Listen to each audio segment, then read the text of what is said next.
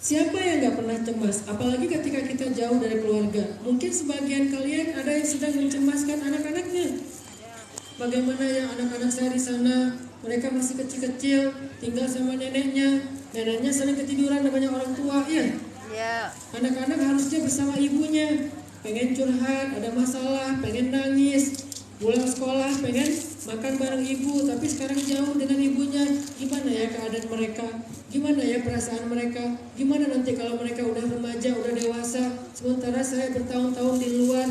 Muncul rasa hazan, rasa khawatir terhadap keadaan mereka.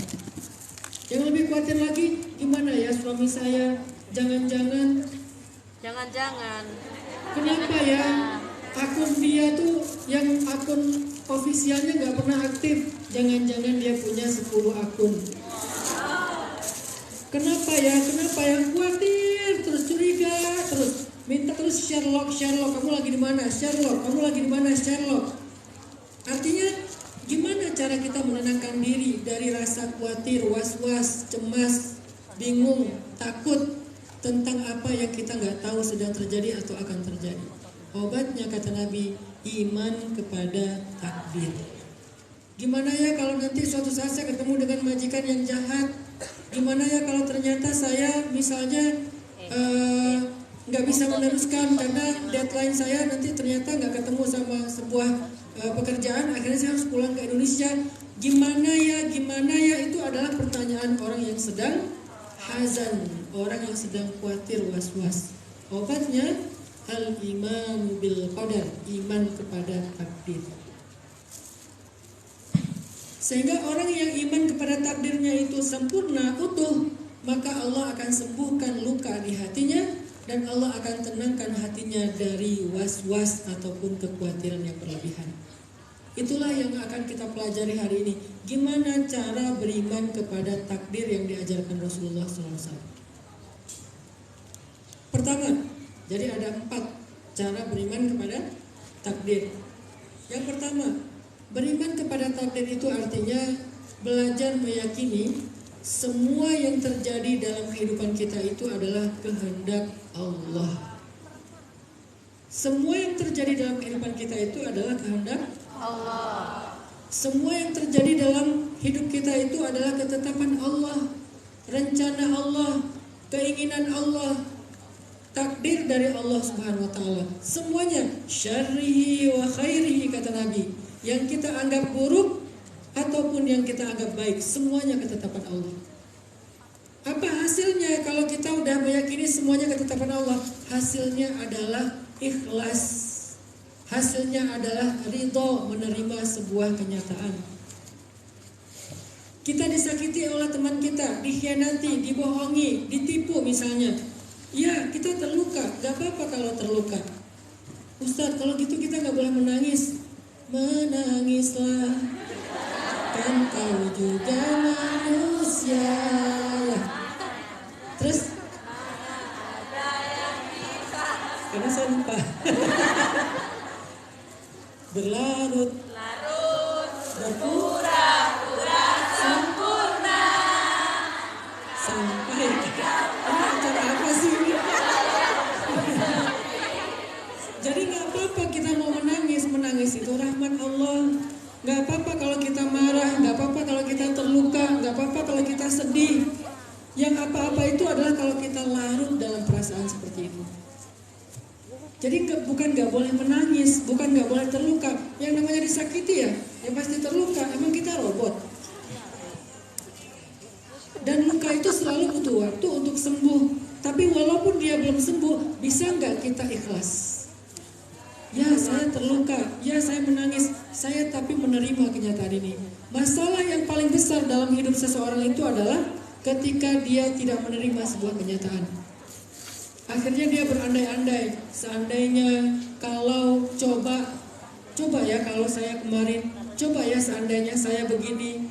Kalimat berandai-andai ini adalah wasawisus syaitan. Ini adalah bisikan syaitan kepada manusia agar manusia larut dalam kesedihan dan tidak menerima kenyataan. Maka beriman kepada takdir yang pertama, meyakini bahwa semua kejadian ini adalah ketetapan Allah Semua kejadian ini adalah kehendak Allah. Hasilnya adalah saya terima. Raditu ya Rabbi, aku ridho ya Allah. Ana radin ya Allah, aku ridho. Walaupun disakiti, ya, karena sesungguhnya yang saya rasakan ini, kejadian ini bukan hanya tentang manusia, tapi ini juga tentang Allah. Kalau tentang Allah, aku ridho. Kalau tentang Allah, aku ikhlas. Tapi kalau hanya tentang manusia, bukan takdir Allah, kita akan sulit untuk ikhlas dan ridho. Saya disakiti, saya diasingkan, saya begini, saya begitu. Bukan hanya tentang saya, bukan hanya tentang dia, tetapi ini juga tentang Allah. Kalau tentang Allah, saya ridho, saya ikhlas. Itu pentingnya beriman kepada takdir. Semua yang kita alamin, sebesar dan sekecil apapun, hada min kudratillah, ini adalah kehendak Allah, ini adalah kemampuan Allah, ini adalah ketetapan Allah, ini adalah takdir Allah. Kita terima. Ustadz, saya menerima ini sebagai takdir, tapi boleh nggak saya ngeblok orangnya? Blok aja. Boleh nggak? Boleh. Boleh. Blok aja. Sekarang boleh. Silakan diblok. Emang Ustadz nggak pernah ngeblok orang? Pernah. Apakah kalau kita ngeblok orangnya berarti kita nggak nerima takdir? Mengeblok orang dengan menerima takdir itu dua hal yang berbeda. Menerima takdir itu artinya kita menerima itu sebagai kenyataan, lalu kita ikhlas. Adapun ngeblok orang, unfollow, unfriend, left group, itu bukan tentang nggak menerima, tapi tentang membutuhkan waktu dan jarak untuk menyembuhkan luka.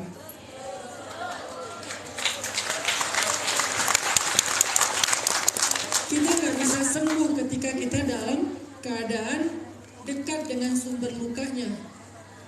Kita nggak akan pernah kering kalau kita terus-terusan berada di tempat yang basah. Maka kita harus mengasingkan diri.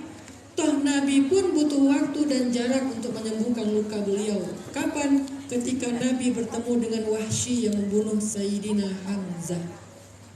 Wahsy masuk Islam dalam Fathu Makkah. Terus kata Nabi kepada Hamzah, kepada Wahsy, Wahsy, kalau kamu bisa menjaga jarak dengan saya, jagalah jarak. Sesungguhnya aku belum bisa bertemu dengan kamu karena itu mengingatkan aku kepada Hamzah. Bahkan Nabi yang sempurna, bahkan Nabi yang solih, bahkan Nabi yang kekasih Allah istimewa, beliau butuh waktu untuk menyembuhkan lukanya tentang Sayyidina Hamzah. Jadi ngeblok, left group, unfriend, unfollow itu bukan tentang tidak menerima takdir, tapi tentang apa? Tentang menyembuhkan luka. Adapun yang menolak takdir itu adalah mereka yang berandai-andai, coba kalau. Kadang ada yang larut dalam menyalahkan diri sendiri, terus menyalahkan diri sendiri sampai sekarang. Ada yang sampai nggak menerima kenyataan, dia seolah-olah menginginkan semua itu adalah mimpi. Saya pengen, apakah ini bisa diulangi lagi? Seandainya itu hanyalah mimpi, saya nggak bisa membayangkan itu terjadi. Saya nggak bisa memaafkan diri saya sendiri. Itu orang yang tidak meyakini takdir. Karena apa yang terjadi pada diri kita, walaupun syariatnya adalah kesalahan kita, tapi hakikatnya adalah ketetapan Allah. Walaupun syariatnya adalah kesalahan mantan, tapi hakikatnya adalah takdir Allah. Maka terimalah takdir dan lupakan mantan.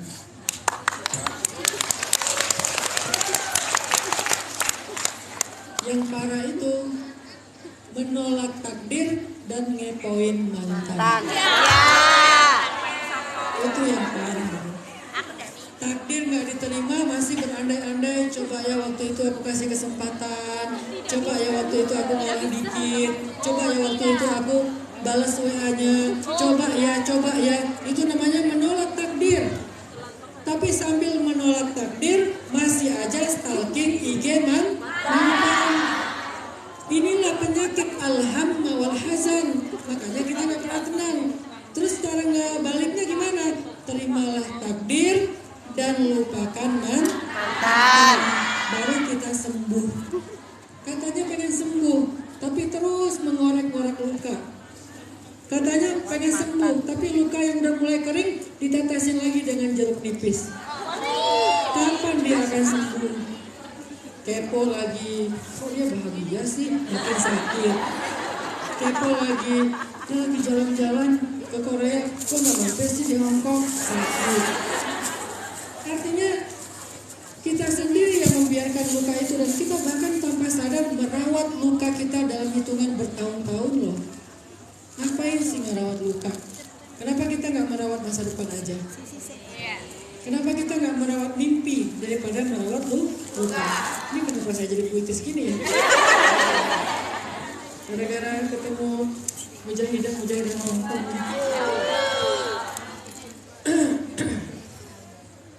Sampai di mana tadi? Sampai saya Abraham. Masya Allah, makasih Mbak.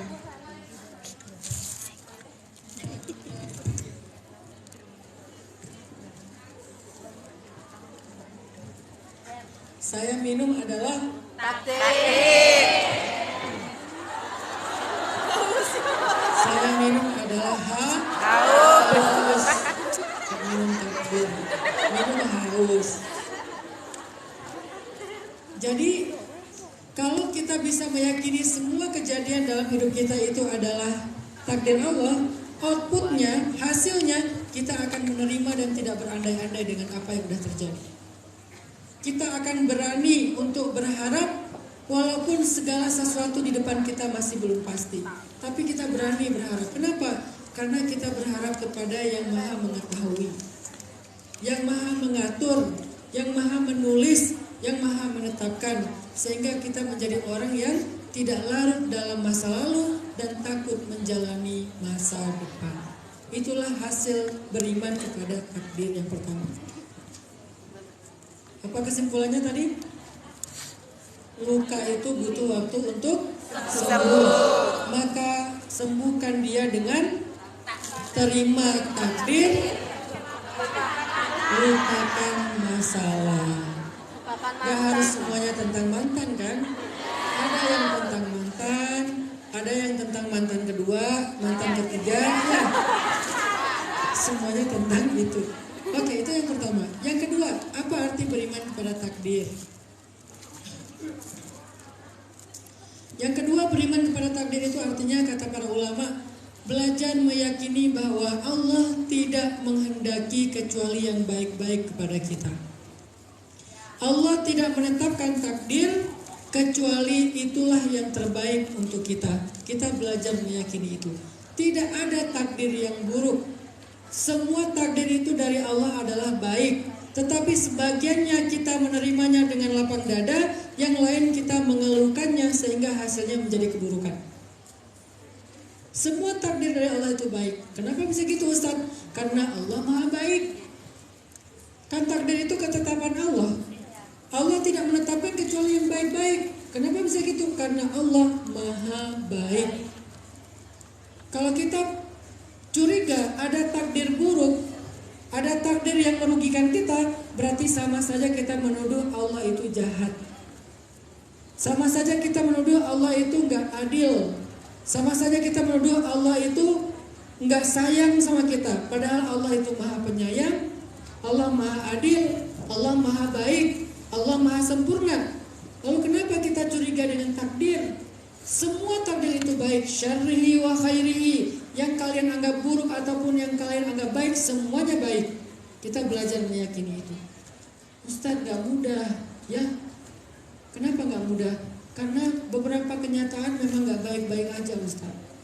Hidup saya sedang tidak baik-baik saja. Rumah tangga saya sedang tidak baik-baik saja. Pekerjaan saya sedang tidak baik-baik saja. Bagaimana saya menganggap ini sebagai takdir baik Ustaz? Bagaimana cara saya meyakini bahwa suami saya itu adalah takdir baik Ustaz, sementara bagi saya dia adalah musibah terbesar saya? Siapa suami ibu? Namanya Firman. Firman. Namanya Firman Syah, bukan Firman. Walaupun agak mirip. Ustaz, gak ada kebaikan pada diri suami saya. Sejak awal menikah menikah sampai sekarang semuanya keburukan. Setiap hari dia mencela saya, gak bertanggung jawab, gak memberikan nafkah, tidak mendidik anak-anak, gak pernah sholat. Terus di mana kebaikan takdir yang saya dapatkan melalui suami Ustaz? Di mana kebaikannya? Coba belajar sama Sayyidah Asiyah. Siapa suaminya?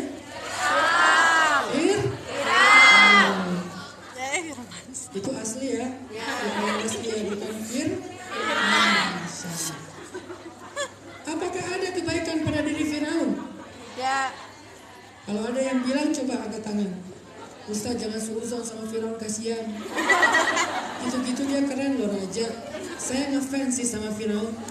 Makanya saya kasih nama anak saya Firaun. Gak ada. Dan gue siapa? Firaun. Oh, kok bisa gitu? Soalnya orang tua aku ngidolain Firaun banget. Gak ada. Mau orang Islam, orang Nasrani, orang Yahudi, gak ada yang ngefans dengan yang namanya Firaun. Kalau orang Sunda ngomongnya bukan Firaun, Peraun. Firaun. Ada gak kebaikan Firaun? Firaun. Gak ada. Terus kenapa Allah memberikan ujian Firaun ini kepada Asia, perempuan yang sangat solehah? Apakah Asia mendapatkan kebaikan dari Firaun? Enggak sama sekali. Terus gimana dengan penjelasan yang kedua tadi, bahwa semua takdir itu ada kebaikannya? Apa kebaikan yang ada dalam kehidupan Asia dengan suami Firaun? Kebaikannya adalah Firaun menjadi jalan surga bagi Sayyidah Asiyah. Ada suami yang menjadi surga dunia bagi istri. Ada suami yang menjadi surga akhirat bagi istri. Ada istri yang menjadi surga bagi suaminya di dunia. Ada istri yang menjadi jalan surga bagi suaminya di akhirat. Kalau orang melihat takdir itu dengan positif, maka dia selalu menemukan surga di dalam takdir. Suami saya Firaun, surga akhirat. Suami saya Firman, surga dunia. Kalau bukan surga dunia, berarti dia surga akhirat. Asia kebenaran mendapatkan surga akhirat lewat Firaun. Sekarang kita mau milih yang mana? Dunia akhirat. Itu ideal. Tapi bagaimana kalau disuruh memilih? Gak mau milih Ustadz, karena gak mungkin kita meninggalkan akhirat. Tapi gimana kalau ternyata memang kita diberikan akhirat aja gak dunia? Apakah kita akan mengatakan takdir itu buruk? Gak boleh. Takdir itu tetap baik, walaupun kebaikannya menjadi tertunda kelak di akhirat. Lagi pula Asia sudah melihat surga bahkan sejak dia masih ada di dunia. Dia adalah satu-satunya perempuan yang pernah melihat surga live dari ketika dia masih di dunia. Kenapa bisa kayak gitu? Karena kesabarannya terhadap suami seperti Firaun. Makanya Allah bilang gini di Al-Baqarah ayat 216. Wa asa an takrahu syai'an wa huwa khairul lakum. وعسى أن تحبوا شيئا وهو شر لكم والله يعلم وأنتم لا تعلمون. Coba terjemahin. Udah Ustaz, apa terjemahannya? Allah. Apa terjemahannya? Bisa jadi kalian benci sesuatu padahal itu baik untuk kalian. Dan bisa jadi kalian menyukai sesuatu padahal itu buruk untuk kalian. Dan Allah lebih tahu sedangkan kalian tidak tahu. Jadi jangan Sok tahu. Dan itu bukan ayat ya. Jangan dicari. Ayat jangan sok tahu. Jangan kamu di Google karena itu bukan Maksudnya apa ayat itu? Ternyata gak semua yang kita gak suka dalam hidup itu adalah buruk. Bisa jadi ada kebaikan di dalamnya. Kalau bukan di dalamnya, di baliknya. Kalau bukan di dalamnya, maka di baliknya. Kok bisa Ustaz?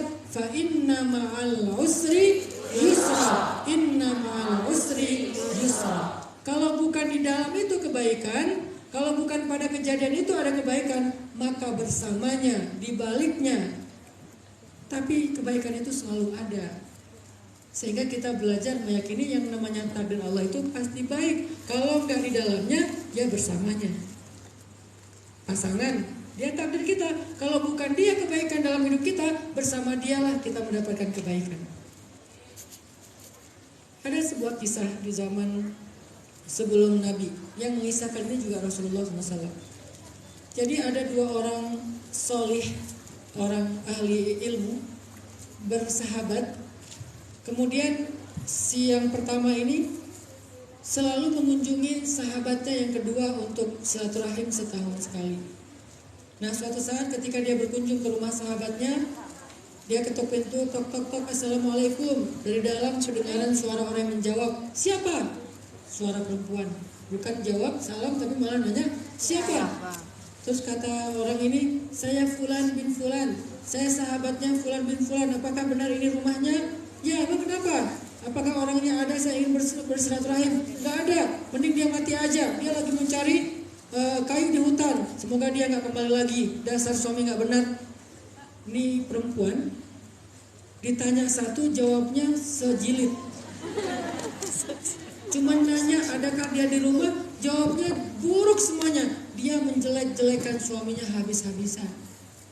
Akhirnya orang yang bertamu ini nunggu di depan rumah. Mudah-mudahan nanti sebentar lagi sahabatnya akan pulang dari hutan. Ternyata benar, sahabatnya pulang dari hutan membawa kayu bakar, dan yang uniknya adalah kayu bakarnya dipikul oleh seekor singa. Dia pulang dari hutan bersama dengan seekor singa, dan dia bukan Tarzan. Singa itu memikul kayu bakar. Biasanya yang memikul kayu bakar siapa? Keledai, atau mungkin sapi, atau mungkin kuda, atau bigal, peranakan antara kuda dengan keledai. Ini yang memikul kayu bakarnya adalah singa liar dari hutan, membantu dia memikul kayu bakar. Pas ketemu, assalamualaikum, waalaikumsalam, masya Allah saudaraku. Akhirnya mereka salaman. Bentar, aku taruh dulu kayu bakar ke belakang. Akhirnya singa itu meletakkan kayu bakar ke belakang. Setelah beres, singa itu langsung lari lagi masuk ke dalam hutan. Ya silakan masuk. Masuklah ke dalam rumah. Jadi tamu. Ketika sampai di dalam rumah, pemilik rumah ini sibuk memasak untuk tamunya. Sementara istrinya tidur-tiduran di dalam kamar. Dia masak, dihidangin makanan segala macam untuk memuliakan tamu. Karena memuliakan tamu itu adalah ciri orang soleh. Karena tamu biasanya membawa malaikat. Akhirnya dia muliakan, tapi dia masak sendiri. Istrinya goler-goler di dalam kamar. Setelah selesai masak, dia hidangkan. Mau makan apa lagi? Enggak apa-apa, udah selesai. Sampai mereka selesai, laki-laki ini pun izin pamit kembali ke negerinya. Tahun berikutnya, laki-laki ini datang lagi bertamu. Tok tok tok, assalamualaikum. Waalaikumsalam. Lembut suara jawab salam dari dalam. Yang tadinya siapa? Kalau sekarang waalaikumsalam. Beda. Apakah Fulan ada? Saya sahabatnya ingin bertamu. Oh maaf, dia lagi gak di rumah. Dia lagi mencari nafkah. Dia lagi berusaha di hutan mencari kayu bakar. Semoga dia cepat pulang dalam keadaan selamat. Dia suami yang solih, suami yang bertanggung jawab. Muji-muji suaminya. Kalau berkenan silakan tunggu ya. Nanti sebentar lagi insya Allah dia pulang. Oh iya, saya tunggu depan rumah. Tunggu aja. Gak lama kemudian laki-laki itu pun pulang membawa kayu bakar. Tapi kali ini dia memikul kayu bakarnya sendiri, tidak dipikul oleh singa. Susah payah dia pikul kayu bakarnya, sampai ketemu, assalamualaikum, waalaikumsalam, masya Allah, ketemu lagi. Bentar ya, saya taruh kayu bakar dulu ke belakang. Ditaruh kayu bakar di belakang, baru dia dalam keadaan lelah mempersilakan, silakan masuk. Pas masuk, istri yang punya rumah ini udah masak untuk mereka berdua. Menghidangkan makanan terbaik, minuman terbaik, menyambut tamu, istrinya yang masak.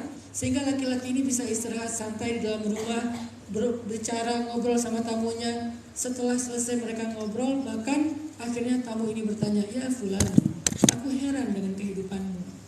Apa yang kamu herankan? Kenapa kehidupanmu berbeda antara tahun kemarin dengan tahun ini? Tahun kemarin engkau memiliki istri yang sangat pemarah, yang selalu menjelek-jelekanmu. Dan aku melihat tahun ini justru kebalikannya. Istrimu sangat solehah, sangat baik kepadamu, memuji-muji engkau, mendoakan engkau dengan kebaikan. Apa yang terjadi? Laki-laki ini bercerita, wahai saudaraku, Tahun lalu Allah Subhanahu wa Ta'ala menguji aku di rumah dengan istri pemarah, istri yang suka menghina suami, istri yang kufur dan tidak pernah berterima kasih menghargai suaminya.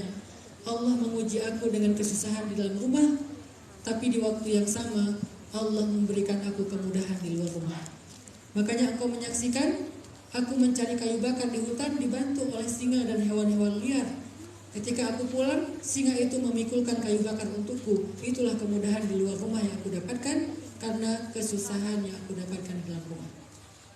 Tapi gak lama kemudian istriku meninggal dunia. Pasti pengennya gak kayak gitu kan ceritanya kan? Lama-lama istrinya dapat hidayah gitu ya. Gak, meninggal istrinya. Istrinya meninggal, terus Allah karuniai aku istri yang salehah. Dia menikah lagi, dapat istri yang salehah, yang sangat berterima kasih, menghargai suami, memuji suami, mencukupkan hak suami. Ketika Allah berikan kita satu kesusahan, suami, Allah mudahkan aku dengan istri yang solehah di dalam rumah. Betulnya di waktu yang sama, di tempat yang berbeda, dalam kasus yang berbeda, Allah sedang memberi. Tetapi Allah cabut kemudahan aku di luar rumah. Sehingga engkau melihat aku mencari kayu bakar sendiri, dikali kita kemudahan dengan cara yang lain. Sehingga kalau kita menolak kesusahannya, seperti memikul sendiri, tidak ada lagi singa yang membantu aku. Maka begitulah hidup teman-teman. Sebetulnya kita juga sedang menolak kemudahannya sekaligus. Hari ini kalau misalnya kalian merasa kayak rezekinya kok mudah di Hong Kong, alhamdulillah bisa ngirimin lebih dari cukup. Tahukah apa alasan kalian mudah rezeki hari ini? Mungkin karena kesusahan yang lain. Coba periksa apalagi. Kesusahan apa? Kesusahan pastinya contoh masalah rumah tangga kan? Bagi yang udah menikah, kalau yang belum menikah, ya kesusahan apa yang sedang kalian alami? Satu, menahan rindu kepada orang yang gak jelas. Kesusahan karena masih jomblo. Bisa jadi kesusahan kalian itu ada jelasnya. Oh jelas, oh anak, Masya Allah. Anak adalah pembawa kemudahan demi kemudahan yang kalian dapatkan hari ini. Sehingga kalau kita komplain, berkeluh kesah dengan susahnya, nanti Allah akan mencabut susahnya dan sekaligus dengan kemudahannya.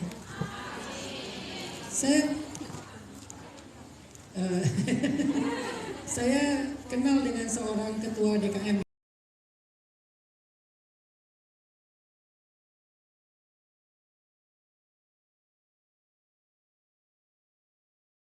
Nggak mudah kan? Dia diuji punya anak autis. Anaknya itu ya namanya anak autis ekstra lah, ekstra tenaga, ekstra waktu, ekstra sabar. Pokoknya ekstra banget nih ayah dan bundanya untuk membesarkan anak ini. Nggak lama kemudian anaknya sembuh. Anaknya dengan terapi akhirnya sembuh. Tahu nggak apa yang terjadi? Beliau cerita ke saya, Ustaz, ketika saya diuji dengan anak saya yang autis, Allah mudahkan rezeki saya. Sehingga saya bisa bawa dia terapi sampai ke luar negeri, Ustaz. Tapi begitu anak saya udah sembuh sekarang, rezeki saya kembali normal secukupnya.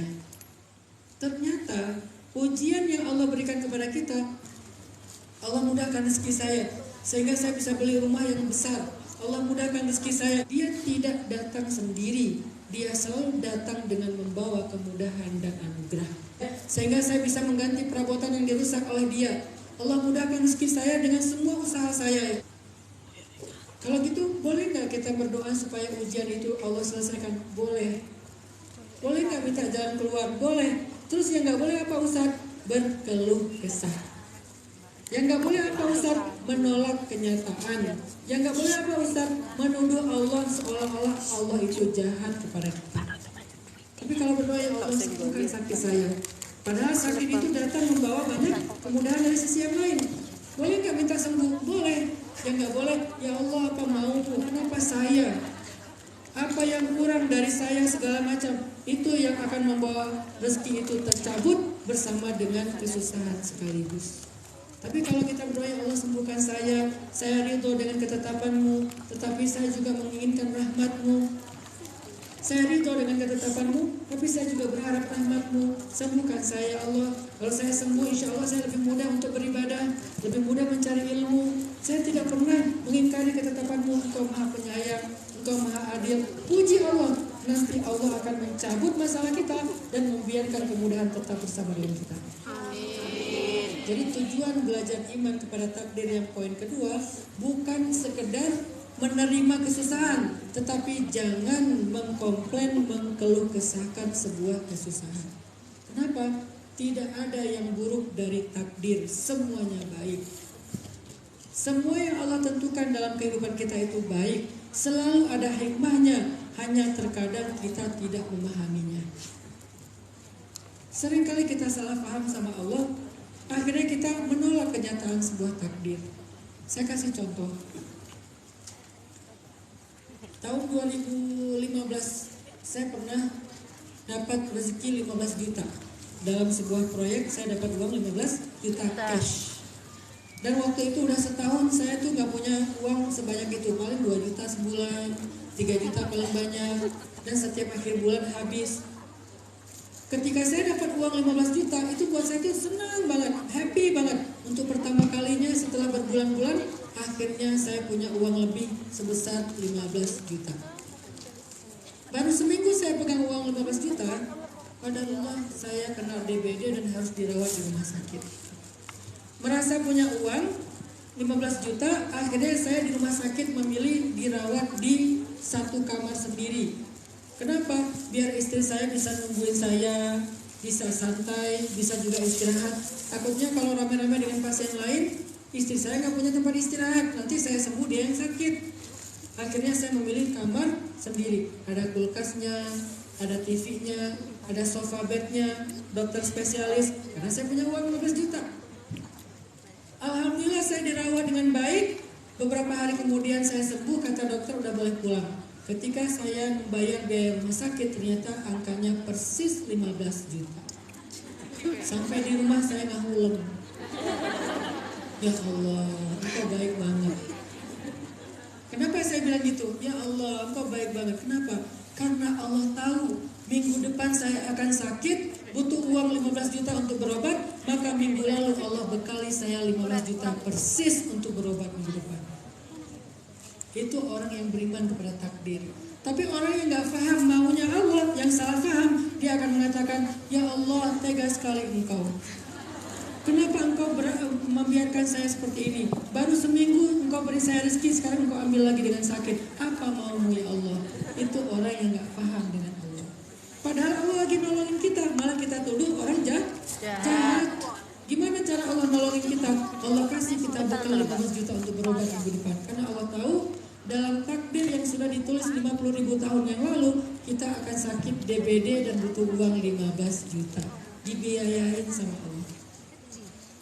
Cuman kita kan gak bisa dengar Allah ngomong pas ngasih 15 juta. Nih ya 15 juta bukan buat beli motor ya.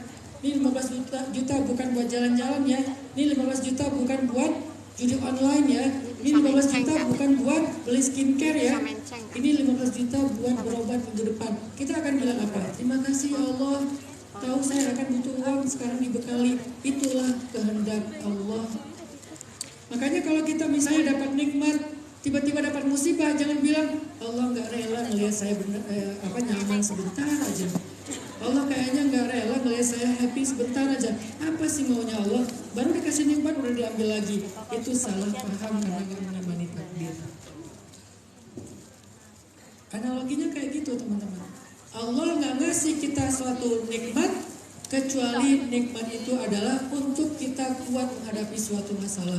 Dan Allah tidak memberikan kita satu masalah kecuali bersama masalah itu ada kemudahan. Selalu kayak gitu polanya. Fa inna ma'al usri yusra, inna ma'al usri yusra. Kemudian apalagi misalnya wa asa an takrahu syai'an wa huwa khairul lakum wa asa an tuhibbu syai'an wa huwa syarrul lakum. Selalu kayak gitu. Jadi terimalah takdir dengan keyakinan semua takdir itu baik. Saya ngerti atau saya nggak ngerti, saya suka atau saya nggak suka. Ada lagi kejadian teman saya yang cerita ke saya. Dia orang Padang yang paling disumpahin di kampungnya karena bandel. Jadi sama gurunya, sama tetangganya disumpahin, kamu tuh gak akan sukses, kamu gak akan sukses, kamu gak akan sukses. Tapi ibunya selalu mendoakan dia. Sampai ketika dia udah lulus SMA, dia mendaftar di akademi kepolisian karena anaknya suka berantem, badannya bagus, tinggi, ya udahlah coba melamar jadi polisi. Pas dia mendaftar di akademi kepolisian, lulus nih 50 orang. Ikutlah dia dalam pendidikan akademi kepolisian di Barak. Pas tes yang kedua, udah 2 bulan 3 bulan dia ikut pendidikan. Tes yang berikutnya dia satu-satunya yang gagal, yang lain semuanya lulus. Sehingga di situ dia terpukul, dia malu untuk pulang ke kampungnya. Akhirnya karena malu, dia nggak pulang ke kampungnya, dia merantau ke Bandung. Di Bandung dia merintis usaha, belum berhasil, gagal. Akhirnya dia pindah ke Jakarta. Di Jakarta dia jadi ajudan seorang bos, kemudian jadi supir, kemudian mulai belajar berdagang di Tanah Abang sampai dia punya sekian belas toko di Tanah Abang sebelum ditutup sama TikTok. Punya sekian belas toko di Tanah Abang dan punya pabrik. Sehingga tiba-tiba dia menjadi orang yang kaya raya, sukses, dan dia menjadi orang yang pertama di kampung itu yang haji. Bahkan guru ngajinya pun belum haji. Tapi dahsyatnya dia mengumrohkan guru ngajinya yang nyumpahin dia waktu kecil. Lalu apa yang terjadi kemudian? Ketika dia udah sukses, dia mencari teman-temannya yang satu barak dulu, yang sama-sama di akademi kepolisian. Dia cari tahu, ada yang jadi kapolsek, ada yang tugas di mana, dia cari tahu. Yang dia bisa akses akhirnya dia temui. Dia tanya, kamu di mana sekarang? Kamu di mana sekarang? Namanya reuni ya. Terus teman-teman yang satu barak kita 50 orang di mana sekarang? Kamu gak tahu berita mereka. Kenapa? Sebagian besar mereka telah meninggal dalam musibah tsunami di Aceh. Kok bisa? Karena mereka lagi tugas di Aceh, tinggal di barak Brimob, dan barak Brimob itu habis ketika tsunami di Aceh. Jadi sebagian besar teman kita itu sudah meninggal dalam tsunami. Baru dia sadar, Allah itu sebaik-baik berencana. Mungkin dulu dia ngerasa kecewa ketika nggak lulus dalam akademi kepolisian, tetapi Allah punya rencana yang lebih baik untuk dia. Walaupun yang lulus juga baik, tetapi setiap orang punya cara-cara yang berbeda. Akhirnya dia jadi pengusaha, bisa haji, mengumrahkan keluarga dan guru ngajinya, bahkan sekarang rutin bersedekah. Itulah hikmah bahwa takdir selalu baik kalau kita beriman. Jadi kita nggak gampang untuk kecewa, marah, khawatir, takut, alhamma wal hazan. Kenapa? Karena kita beriman dengan takdir. Yang ketiga, apa arti beriman kepada takdir? Arti beriman kepada takdir itu, teman-teman, belajar menyerahkan hidup kita biar diurus oleh Allah. Belajar menyerahkan hidup kita biar diurus oleh Allah. Itu arti beriman kepada takdir. Jangan terlalu kegeeran dan pede ngerasa bisa mengurus hidup sendiri. Allah lebih baik dalam mengurus hidup kita. Allah lebih baik dalam mengurus anak-anak kita. Allah lebih baik dalam mengurus keluarga kita. Sehingga ketika kita jauh dari anak, kita akan serahkan, ya Allah, aku serahkan anakku kepadamu. Aku gak mampu mengurus mereka, ya Allah. Engkau lebih baik dalam mengurus mereka daripada aku. Siapa yang diperlakukan kayak gitu? Nabi Muhammad SAW. Beliau lahir gak punya ayah. Beliau masih balita gak punya ibu. Baru sebentar dirawat kakeknya pula yang wafat. Lalu dititipkan kepada pamannya, tapi paman yang paling miskin. Terus siapa yang merawat Nabi sampai dewasa? Allah Subhanahu wa Ta'ala. Maka ketika kita beriman kepada takdir, artinya kita belajar untuk menyerahkan hidup kita biar diurus oleh Allah. Karena Allah lah yang menentukan segala sesuatu. Serahin sama Allah. Ya Allah, aku serahkan kepadamu. Coba teman-teman buka surat Al-Kahfi ayat 82. Kalau yang punya mushaf digital, coba cek nanti atau dicatat dulu, baca di rumah. Surat Al-Kahfi ayat 82. Allah Subhanahu wa Ta'ala berfirman, wa ammal jidaru fakana lighulamain yatimain fil madinah wa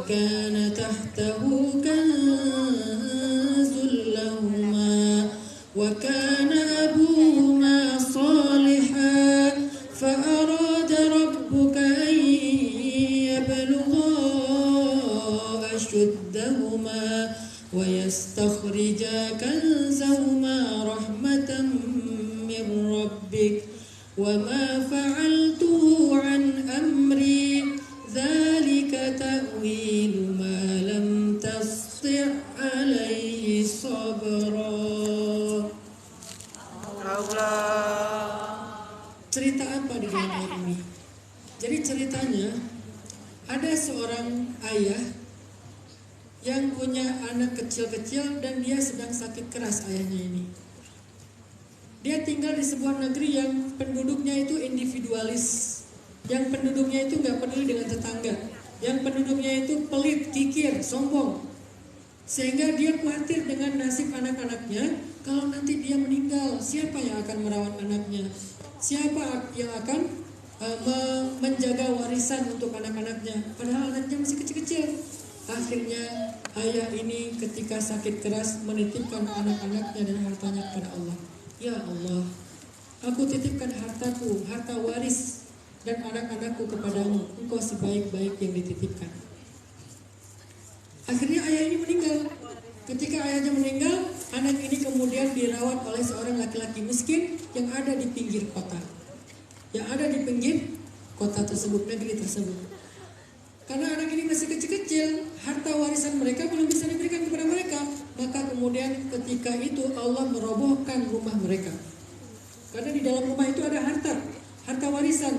Cara Allah menjaga harta warisan, rumahnya dirobohkan sehingga tidak ada yang datang ke rumah itu. Ketika anak-anak ini sudah mulai remaja, sudah bisa diwariskan, akhirnya Allah datangkan 2 orang nabi jauh-jauh untuk membangun rumah tersebut. Siapa 2 nabi itu? Nabi Musa dan Nabi Khidir. Jauh-jauh didatangkan, tujuannya untuk membangun kembali rumah yang roboh tadi. Lalu dipanggillah anak kecil itu untuk mengambil harta yang ada di dalam rumah. Maka hiduplah anak kecil itu yang sudah remaja dengan segala kecukupan dari warisan orang tuanya. Coba perhatikan kisah ini. Kata Nabi dalam hadis riwayat Ibnu Hibban, "Annallaha idza studi'a syai'an hafizah." Allah itu kalau dititipin sesuatu pasti dijaga sama Allah. Allah kalau dititipin sesuatu pasti dijaga. Lihat bagaimana seriusnya Allah menjaga amanah ketika laki-laki ini menitipkan harta dan anak-anaknya kepada Allah, sehingga Allah jaga hartanya dengan cara rumahnya dirobohkan. Allah jaga anak-anaknya dengan dirawat oleh orang baik dan miskin yang ada di pinggir kota. Lalu ketika mereka sudah cukup usia, Allah datangkan 2 nabi untuk membangun rumah. Kenapa harus 2 nabi? Kan bisa aja tukang di sebelah rumah lagi nganggur tiba-tiba ngebangunin ya.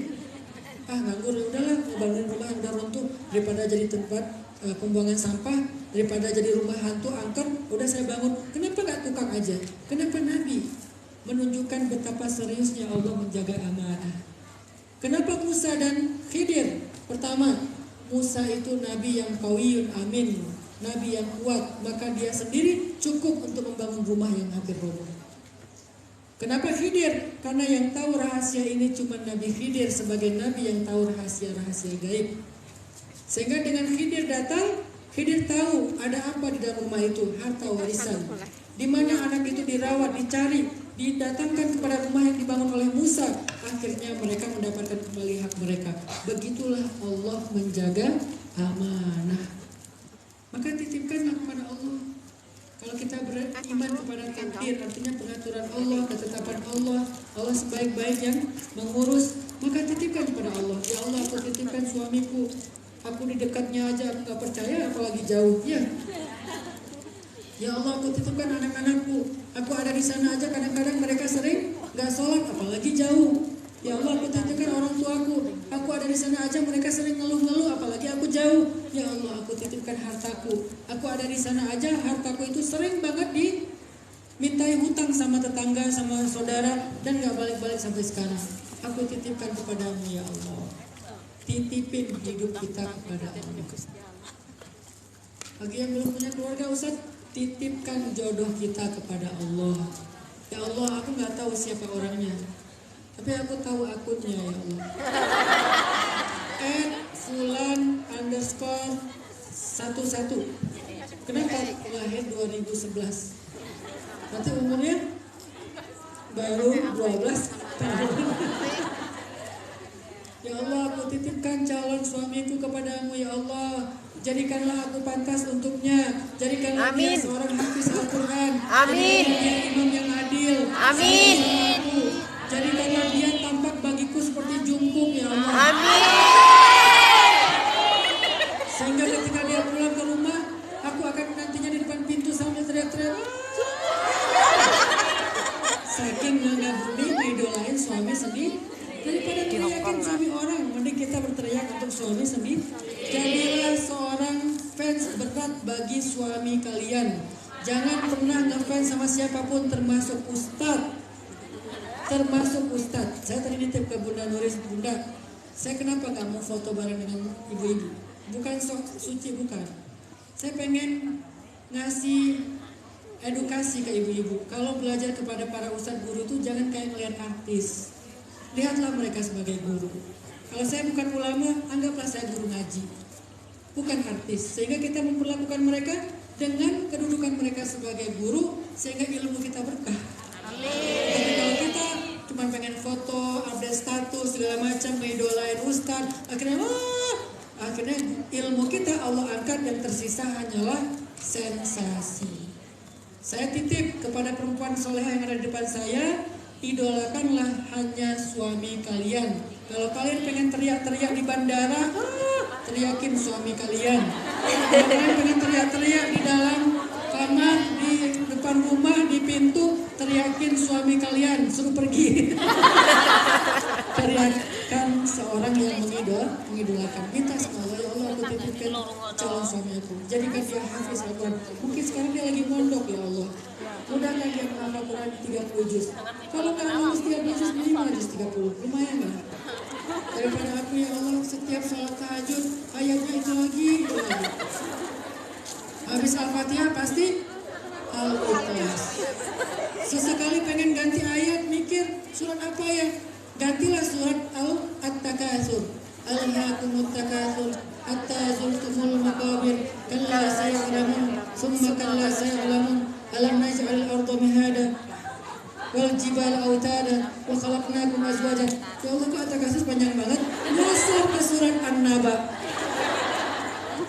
Ya Allah, saya pengen ada yang ngimamin sholat tahajud saya, tapi bacaannya Al-Baqarah.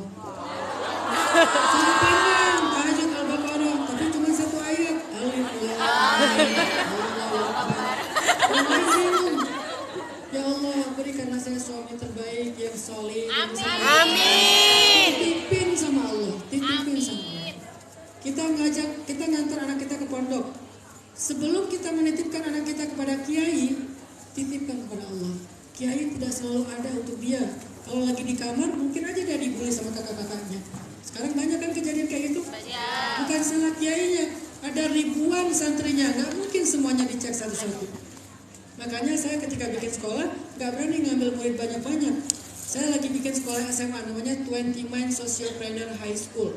Sekolah gratis. Maryam angkatan pertama. Berapa muridnya? Cuma 9.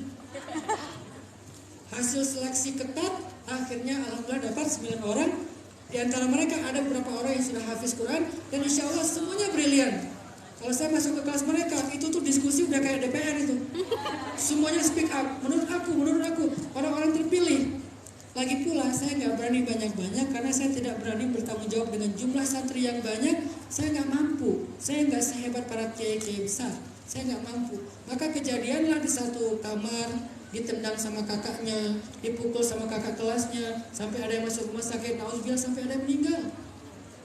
Jadi sebelum kita menitipkan kepada kiai, titipkan dulu kepada Robnya kiai, Allah Subhanahu Wa Taala. Ya Allah, aku titipkan anakku di pondok ini, jaga dia. Apalagi ada perempuan.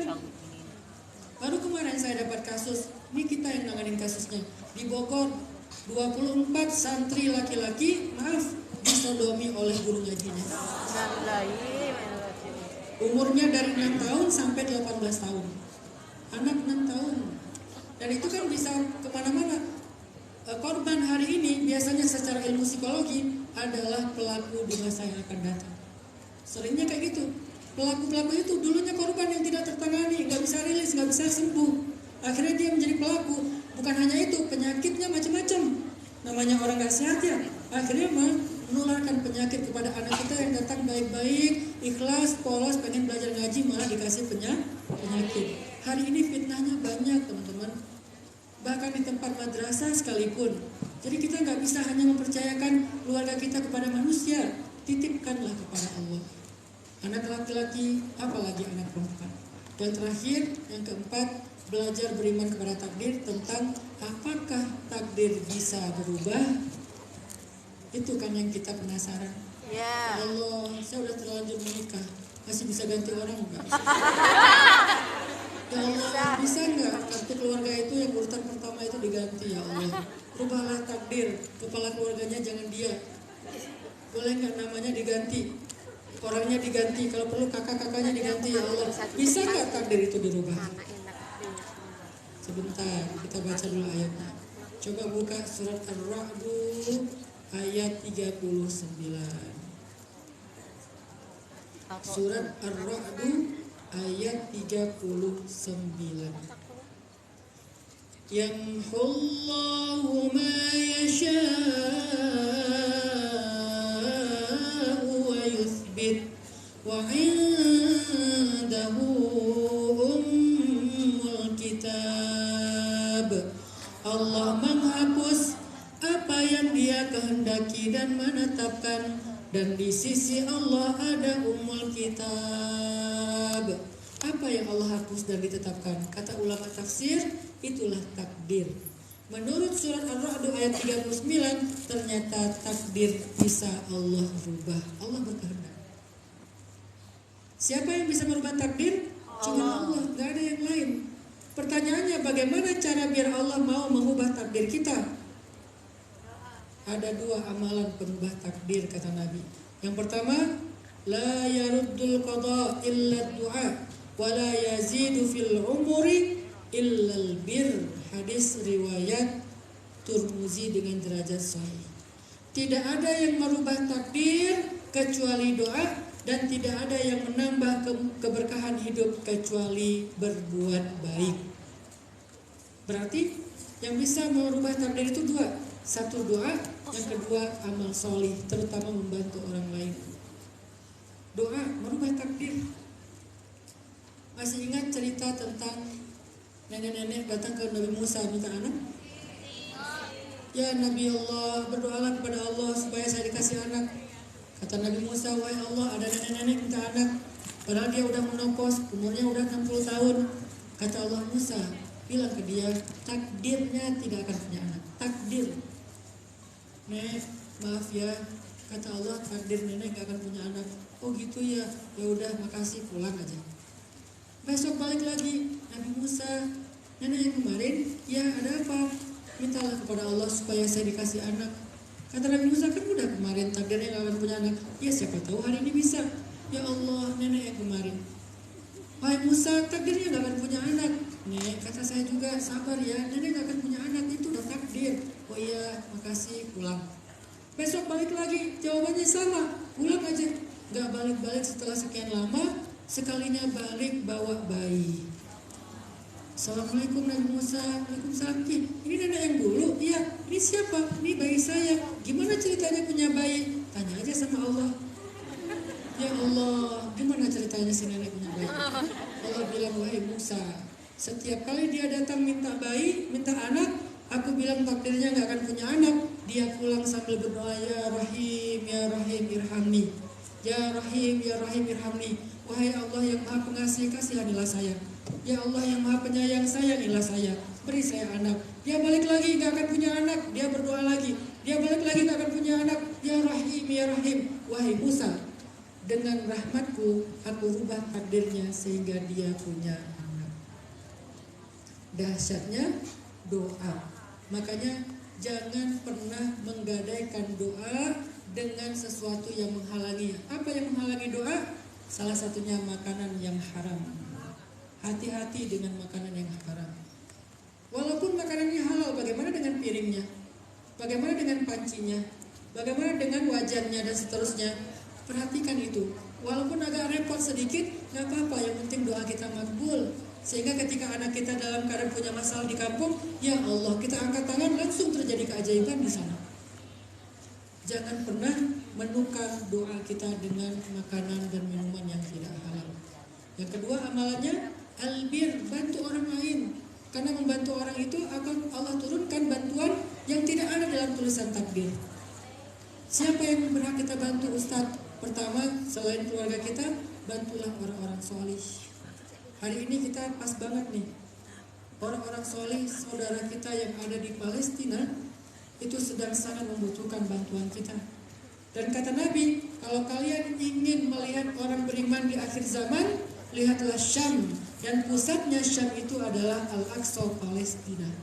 Sehingga kalau kita hari ini membantu mereka di dunia, kita berharap mereka yang akan membantu kita kelak di akhirat. Orang Palestina itu dahsyat, ibu-ibu, teman-teman sekalian. Anak kecilnya udah pada hafiz Al-Quran. Setiap tahun Gaza itu mewisuda 20.000 hafiz cilik. 20.000. Udah 2 minggu ini Israel menyerang Gaza, yang meninggal dari anak kecil itu udah sekitar 1.800. Artinya sebagian besar yang meninggal itu adalah para hafiz-hafizah Al-Quran. Sehingga kalau kita membantu mereka, mereka di akhirat itu ahli surga. Pertama mereka hafiz Quran, keduanya meninggal dalam keadaan syahid karena diperangi. Insya Allah kita berbaik sangka mereka itu semuanya ahli surga. Maka siapa yang membantu calon ahli surga, insya Allah mereka juga yang akan membantu kita di hari yang lebih sulit, yaitu hari akhirat. Amin. Jadi hari ini kita akan coba mengamalkan hadis Nabi riwayat Tirmizi. Kita akan berinfak, membantu saudara-saudara kita di Palestina dengan harta terbaik kita. Dan niatkan, ya Allah, saya ingin bantu anak-anak di Palestina. Semoga dengan ini saya bisa menitipkan anak-anak saya di kampung kepada Engkau. Niatkan kayak gitu. Ya Allah, saya bantu ibu-ibu di Palestina, maka tolonglah ibu saya. Ya Allah, saya bantu perempuan-perempuan di Palestina, maka tolonglah saya. Niatkan. Jadi ketika kita berinfak, jangan cuma ngasih sambil berniat di dalam hati, atau kita ucapkan dengan bahasa kita sendiri. Ya Allah, ini untuk anak-anak Palestina.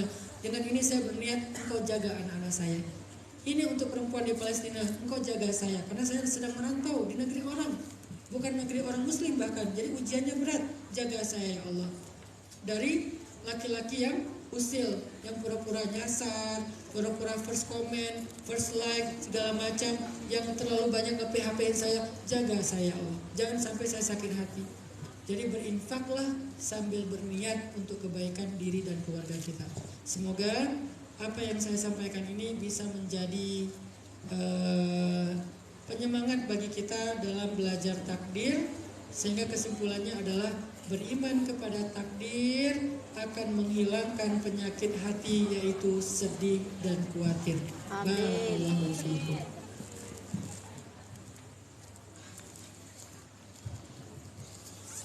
Jadi nanti ada panitia yang bawa uang foto merah sama hijau. Panitia siap nggak digiringin dengan selawat? Apa kata Ustaz tadi ya, yaitu membantu saudara-saudara kita yang berada di Palestina. Jangan lihat dari sosial media kan, betapa bayi-bayi, anak kecil-kecil yang kehilangan orang tua. Dan itu pun ya kan, kita ikhlaskan yang terbaik. Mudah-mudahan dengan apa yang jenengan niatkan yang terbaik, yang jenengan taruh di uang putih merah dan hijau, Allah akan menggantikan, dipanjangkan umur panjenengan, dijaga keluarganya. Mudah-mudahan yang belum ada jodoh segera mendapatkan jodoh yang hatinya baik, yang bisa membimbing kita, yang bisa menjadi imam yang baik bagi keluarga kita. Dan yang sudah punya suami, mudah-mudahan suaminya satu untuk kita selamanya sampai maut yang memisahkan. Betul. Jadi Allah itu menggantikan, gak langsung ada uang 1 juta biuk sakarung itu ndak, nggih. Jadi panjenengan dikasih majikan baik itu adalah rezeki. Dikasih majikan yang boleh sholat itu adalah rezeki. Nggih napa mboten? Dikasih majikan yang boleh kita untuk keluar setiap hari Minggu berjilbab itu pun adalah rezeki. Nggih napa mboten? Dan yang hari ini tanda tangan kontrak baru, mudah-mudahan mendapatkan majikan yang baik, mudah-mudahan mendapat majikan loman sehingga kita bisa bersedekah. Dan siapkan yang terbaik ya. Allahumma sholli ala sayyidina Muhammad. Sallallahu ala Muhammad. Sallallahu alaihi wasallam. Sallallahu ala Muhammad. Sallallahu alaihi wasallam. Sallallahu ala Muhammad. Sallallahu alaihi wasallam. Sallallahu ala Muhammad. Sallallahu alaihi wasallam. Ya Nabi salam alaika. Ya Rasul salam alaika. Ya Habib salam alaika. Salawatullah alaika. Sallallahu ala Muhammad. Sallallahu alaihi wasallam. Sallallahu ala Muhammad.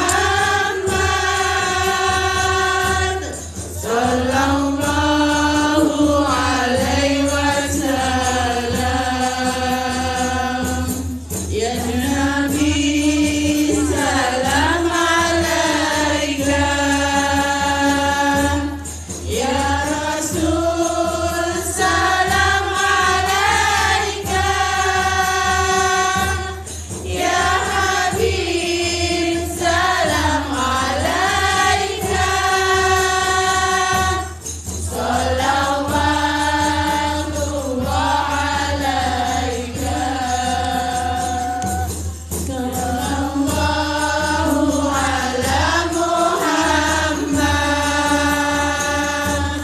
Sallallahu alaihi wasallam.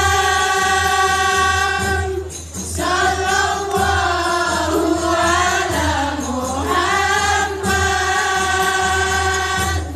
Sallallahu alaihi wasallam. Ya Nabi salam alaika. Ya Rasul salam alaika. Ya Habib salam alaika. Salawatullah alaika. Allahumma sholli ala Muhammad.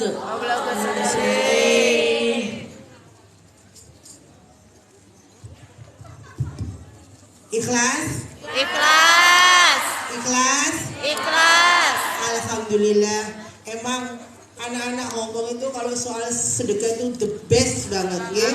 Walaupun tanggal tua tetap ikhlas. Orang sing berundang masuk wis tuku tiket, muter kotak amal, iki kok sorban sedekah. Ono ora sing ngene ku? Boten. Alhamdulillah. Matur sembah nuwun. I love you semuanya. I love you. Nah, kita lanjutkan. Yang mau bertanya ditulis, nggih. Nanti kita nggak dibacakan semuanya ya. Jadi yang ada masalah ditanyakan Ustadz, mumpung ada Ustadz di sini. Lanjutkan cerita dan dilanjut ya, nggih. Nanti disambung dengan doa nggih. Matur sembah nuwun semua infaknya nggih. Mudah-mudahan berkah bagi panjenengan, bagi keluarga panjenengan nggih. Kita teruskan ya.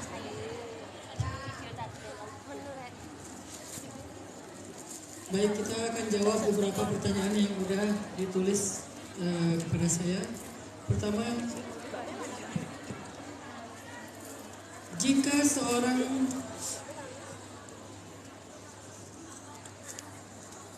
seseorang bercerai lalu menikah lagi, nanti di surga pasangannya yang mana?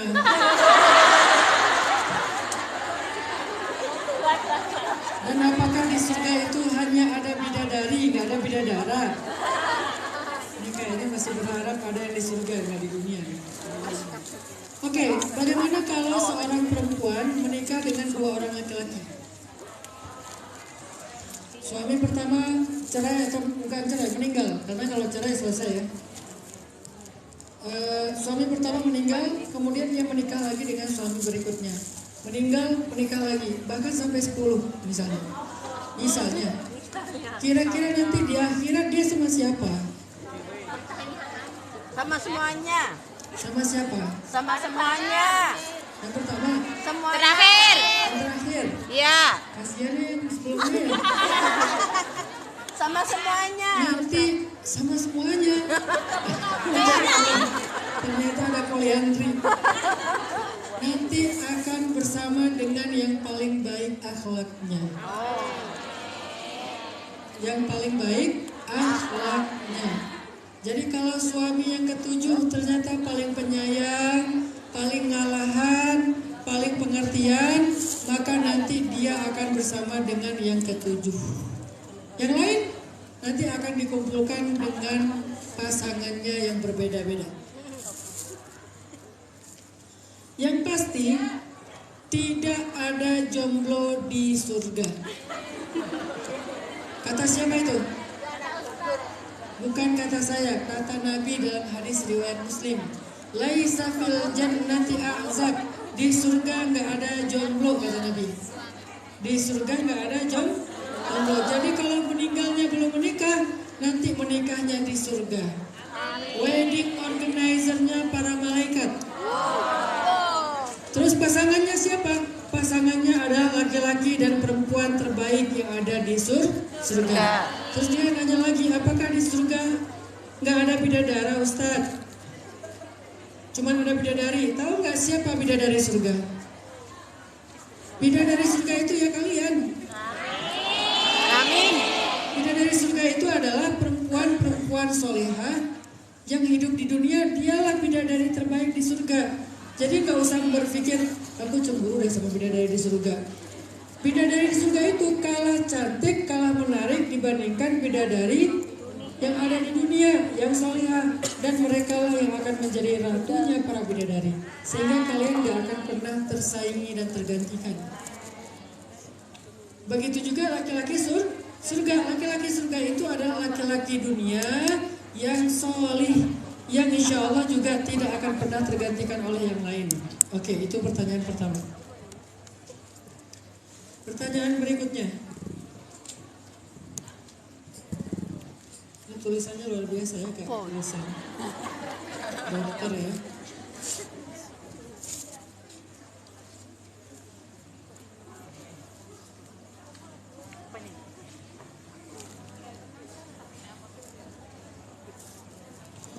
Bagaimana dengan perempuan yang sudah bercerai secara hukum tapi belum pernah ada kata talak dari suaminya?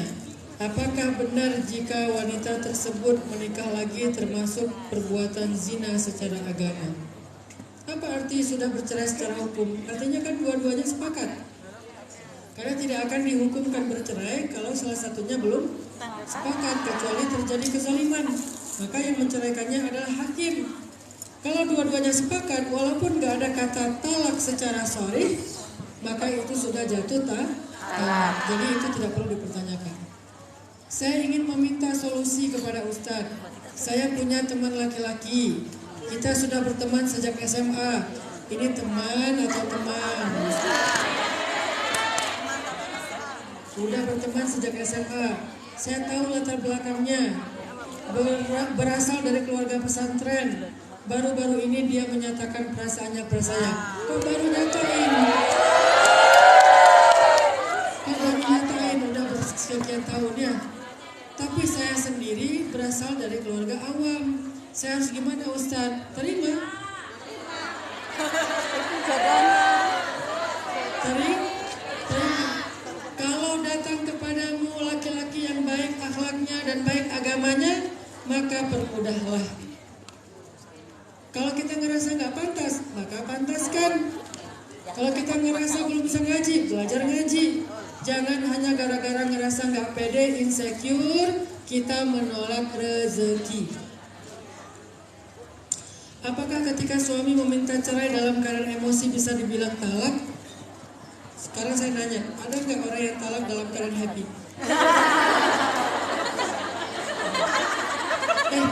Talak yuk.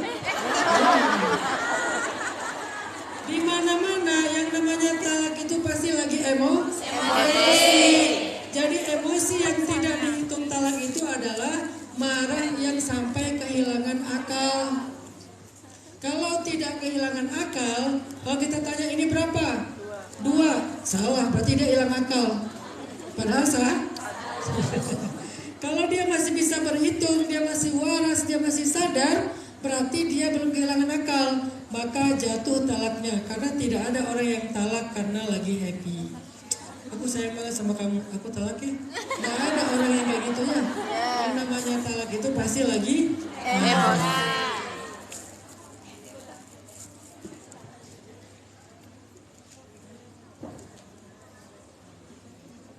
Saya meminta jalan terbaik sama Allah, tapi tiba-tiba rasa yang di dalam hati saya kepada suami saya dihilangkan oleh Allah.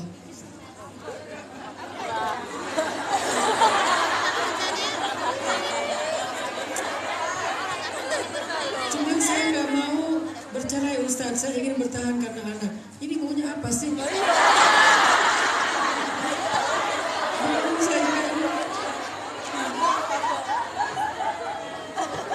Anak itu adalah kekuatan. Jadi ketika kita lemah, lihatlah mereka. Insya Allah itu akan membuat kita bertahan dengan pasangan kita. Kalau kita lagi lemah, lihatlah mereka. Insya Allah akan bertahan. Ketahuilah sesungguhnya perceraian adalah perbuatan yang paling disukai oleh iblis. Perceraian adalah kemenangan besarnya syaitan. Kecuali perceraian yang darurat. Maka kalau kita bisa bertahan, bertahanlah. Kalau gak ada perasaan, minimal kita bertahan karena iman. Nanti Allah yang akan mengilhamkan rasa cinta setelahnya. Gimana caranya biar tetap tenang ketika terus-menerus ditanya kapan nikah? Tahu caranya gimana? Blok. Biar nggak ditanya. Gak usah dijawab. Itu pertanyaan-pertanyaan yang orang Indonesia itu suka basa-basi. Kapan nikah? Udah punya anak belum? Tinggal di mana? Kerja apa? Sekolah di mana? Itu hanya budaya yang ada di Indonesia. Tetanggaan nggak ditanya yang kayak gitu, karena kita suka basa-basi. Jadi basa-basi tidak harus dijawab. Ustadz, dosa nggak kalau kita lebih mendahulukan urusan dunia daripada akhirat? Contoh, kita nggak berinfak. Oh, ini yang tadi nggak ngasih. Padahal ada uang, tapi lebih mementingkan urusan pribadi. Bagaimana Ustadz?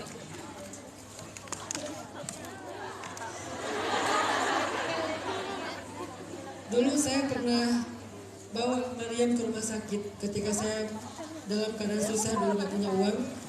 Maryam sakit, terus saya bawa ke rumah sakit, ditolak karena gara saya gak punya uang deposit. Dia lagi sakit keras, harus dirawat di UGD, tapi di rumah sakit dia ditolak gara-gara saya gak bisa bayar deposit. Uang saya cuma 100.000, depositnya 3 juta.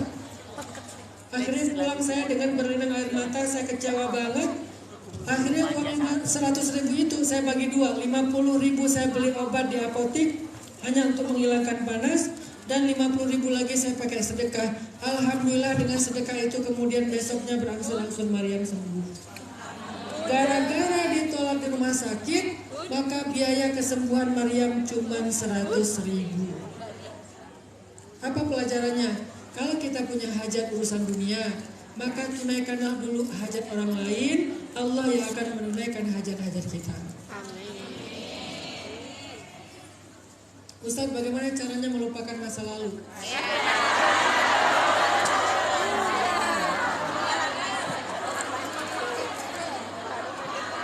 Gampang, lupakanlah masa lalu dengan cara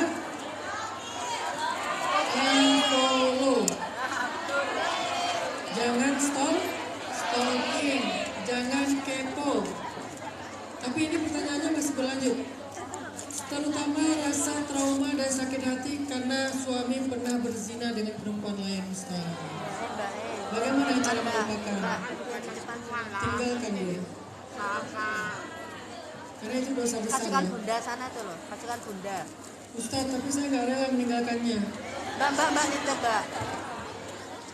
Lihat ya, kalau dia bertobat dengan tobatan nasuha, maka beri dia kesempatan.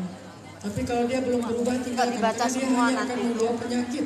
Kayak pagi tadi nggak dibaca. Sekarang ada sekian puluh perempuan di Bandung mengidap HIV, padahal mereka tidak pernah melakukan dosa besar.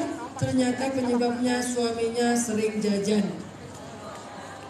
Korbannya istri. Makanya untuk kondisi kayak gini kan, kita memang harus agak tegas demi anak-anak dan orang tuanya. Istrinya kemudian hamil, bayinya juga kena HIV, kasihan. Itu semuanya karena kejahatan si laki-lakinya. Ustadz, bagaimana cara kita menahan hawa nafsu? Tadinya kesini untuk mencari nafkah, tapi sering tergoda dengan hawa nafsu yang menghancurkan niat awal. Apa yang harus saya lakukan untuk melawan hawa nafsu? Lawan hawa nafsu dengan berpuasa, lawan hawa nafsu dengan sholat, lawan hawa nafsu dengan olahraga, lawan hawa nafsu dengan hiburan. Dari yang paling tinggi ya, sholat, puasa, zikir, Quran. Kalau nggak mampu juga, mulailah dengan hal-hal yang positif yang kita senangi. Olahraga, hiburan, beli skincare. Yang penting jangan berbuat dosa. Gak apa-apa, kalau itu tujuannya untuk meninggalkan dosa, maka itu bagian dari mencegah kemungkaran, tarkul mungkarat. Ustadz, bagaimana cara kita meyakini seseorang itu jodoh kita? Ada yang sudah mendesak sepertinya. Bagaimana cara kita meyakini dia itu adalah jodoh kita? Jangan pernah memberi hati sebelum halal. Karena kita nggak pernah tahu rahasia takdir. Jadi tidak perlu harus yakin. Yang perlu itu adalah pelajari. Dia cocok nggak dengan kita? Ngeklik nggak dengan kita? Jujur nggak kepada kita? Serius nggak? Kalau iya, maka ajak dia untuk lebih berkomitmen dengan halal. Kalau udah halal, saya terima nikahnya Fulanah bintu Fulan, baru detik itu juga kita berikan hati kita kepada dia.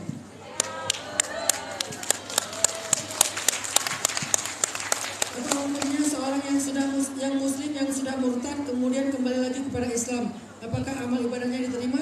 Ya diterima karena dia udah balik, alhamdulillah. Ini yang mana ya? Banyak sekali ya. Semuanya bermasalah. Ustaz, pertanyaan saya sebagai manusia biasa.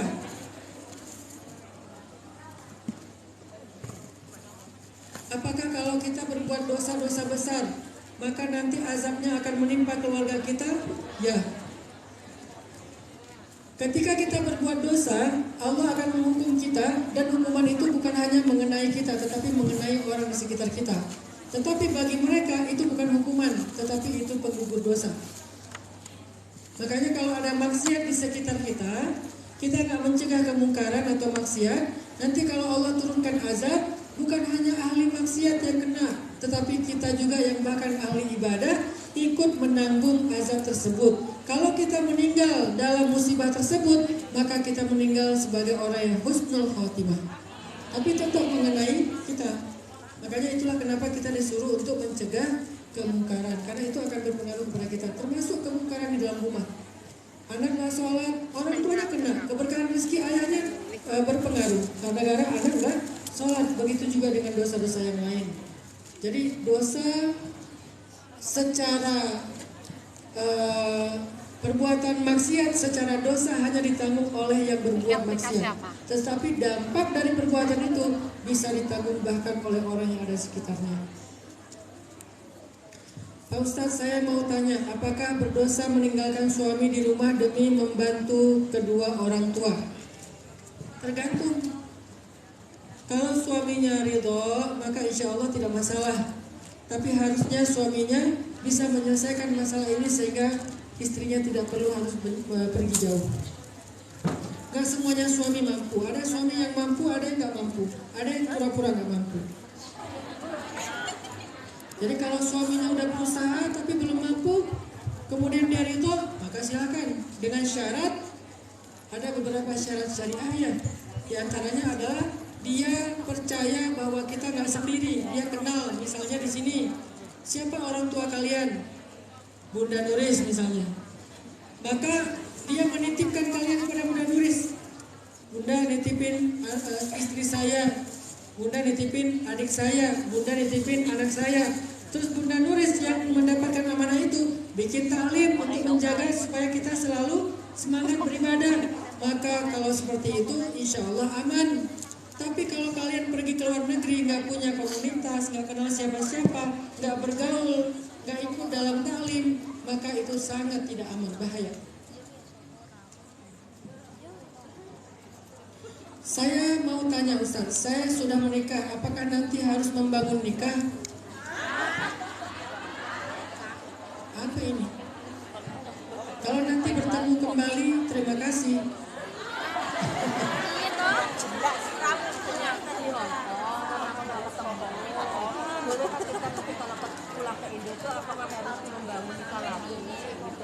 Maksudnya itu pertanyaannya. Apakah orang yang berbuat dosa itu termasuk takdir?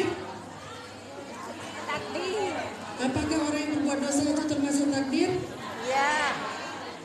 Kalau kita menganggap perbuatan dosa itu tidak termasuk takdir, maka cacatlah iman kita kepada Allah. Bahkan perbuatan dosa pun adalah takdir Allah. Kalau gitu, apa salahnya kita ketika kita berbuat dosa? Salahnya kita adalah tidak mau mengharapkan takdir yang terbaik di sisi Allah. Bukankah Allah memberikan ruang kita untuk memilih mau takdir yang mana? Takdir yang baik atau takdir yang buruk? Umar bin Khattab pernah melakukan perjalanan dari Madinah ke Syam, Damaskus. Di tengah jalan mendapatkan berita kalau di Damaskus lagi ada wabah menular.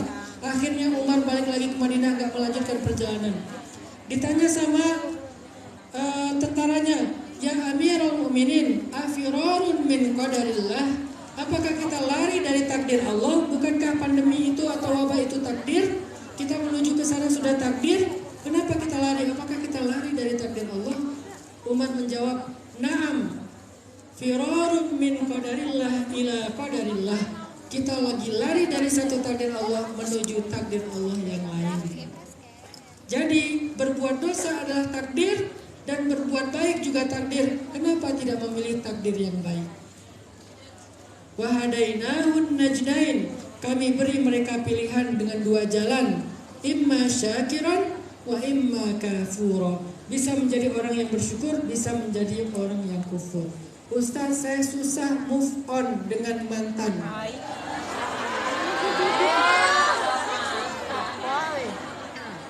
Tetapi mantan saya sudah menikah.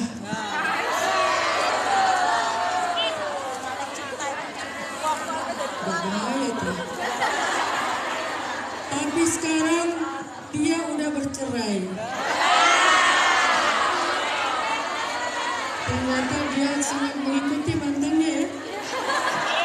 Putus, nikah, cerai, diikutin. Kepo. Ustaz, saya gak bisa move on dari mantan. Tapi mantan saya udah menikah dan sekarang dia udah bercerai. Apakah dia bisa menjadi jodoh saya? Bisa. Berdoa aja, ya Allah, kembalikan dia kepada aku walaupun sudah tidak utuh. Ustaz, saya seorang single mom. Saya jarang sekali dikasih komunikasi dengan anak saya. Jadi saya ingin memutuskan untuk mengambil dan merawat anak saya untuk pulang ke Indonesia. Tetapi bapak saya masih berharap sama saya untuk kerja di sini. Karena saya anak pertama, tulang punggung adik saya yang 3. Yang saya mau tanyakan, saya dahulukan anak saya atau bapak saya? Anak. Kenapa anak? Karena Bapak kita justru harusnya bertanggung jawab kepada kita. Kalau Bapaknya udah uzur, bagaimana Ustadz? Pulang ke Indonesia, rawat anak, semoga Allah beri jalan lain untuk bisa menafkahi ayah dan adik-adik. Kalau kondisinya kayak gini anak, karena anak itu jangan biarkan kita punya hutang pengasuhan kepada anak, itu susah ngebayarnya.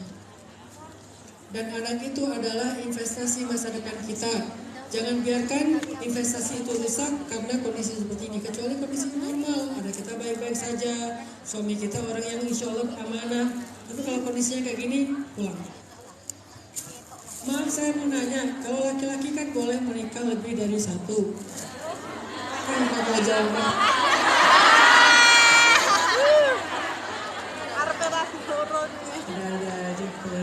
Suami istri mu'alaf, apakah mereka harus akad lagi secara islami, mengetahui mereka menikah sebelum masuk Islam? Lebih baik, nggak apa-apa. Kalau mereka mau masuk Islam, maka mereka berakad lagi secara islami, walaupun itu bukan sebuah kewajiban, tapi itu lebih baik.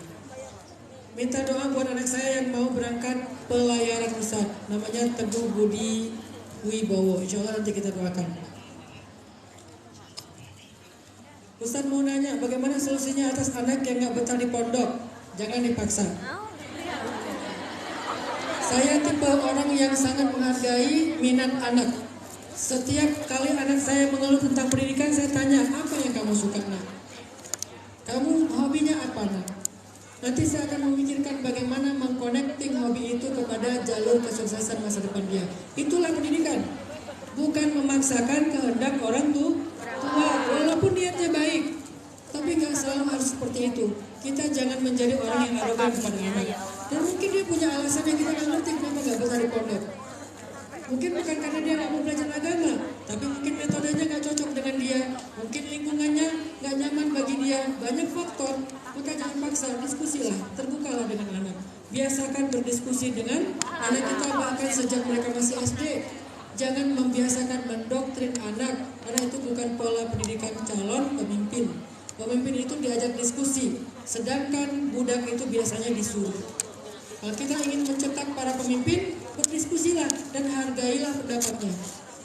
Kalau kita ingin mencetak budak, suruhlah dia dan jangan pernah mendengarkan ucapannya.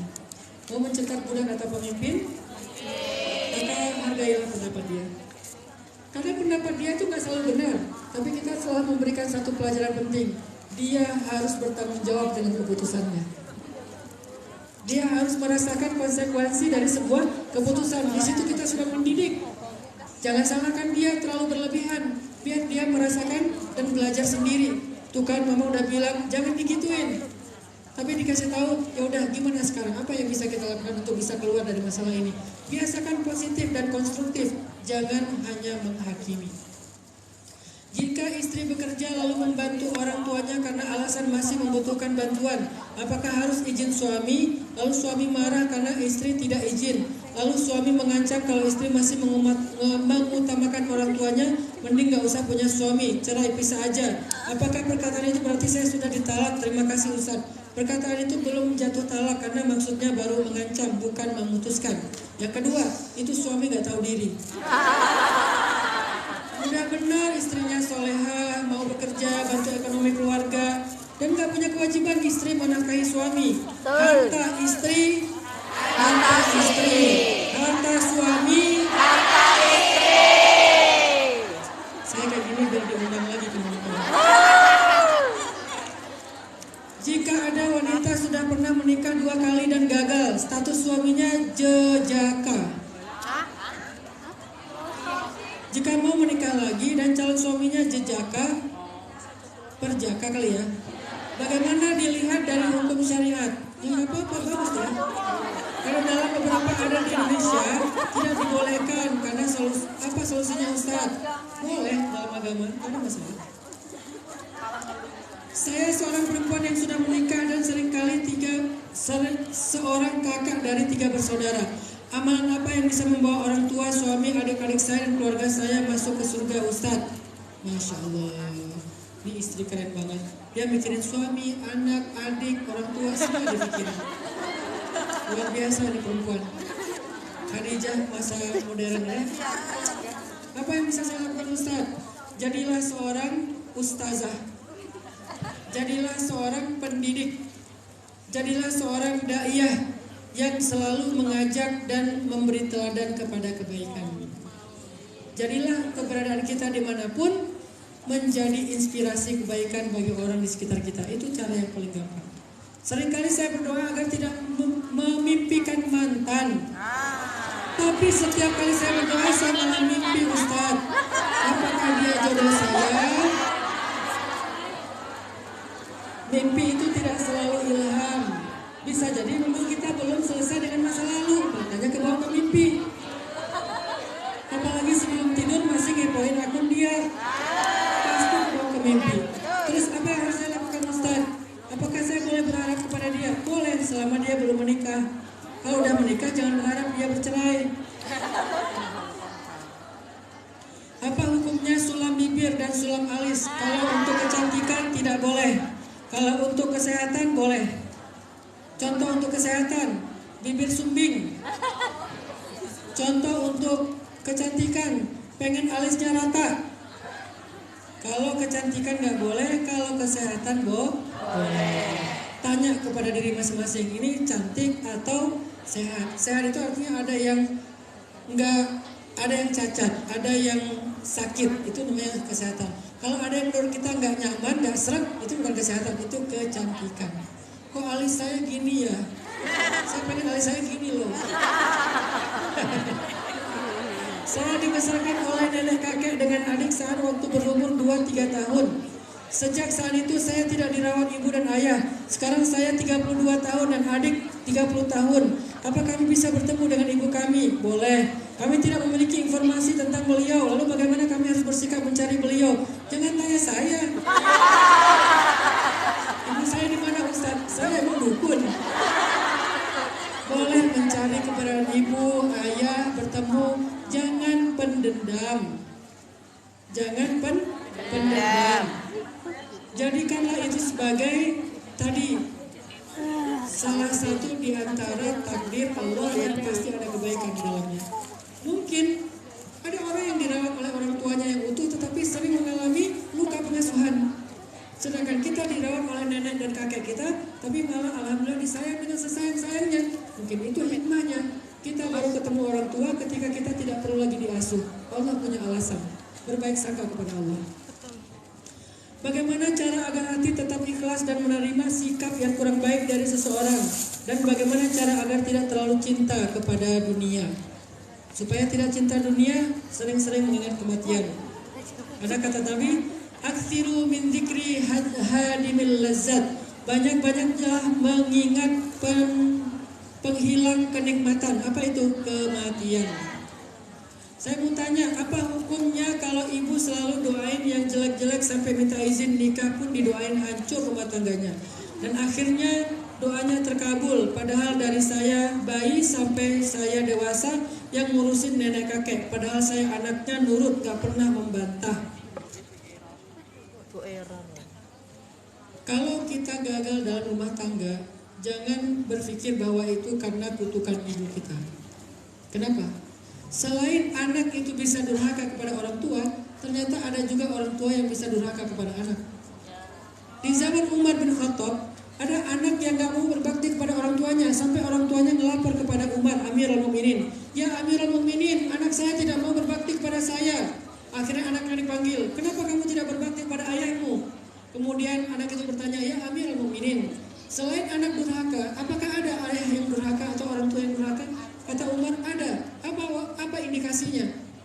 Apa kriteria orang tua durhaka? Satu, dia menamakan anaknya dengan nama yang buruk, atau mencela dengan celaan yang buruk, mendoakan dengan doa yang buruk. Itu berarti kriteria pertama. Kedua, orang tua durhaka itu mencarikan ayah atau ibu untuk anaknya yang tidak baik. Seorang laki-laki mencarikan ibu yang tidak baik untuk anaknya.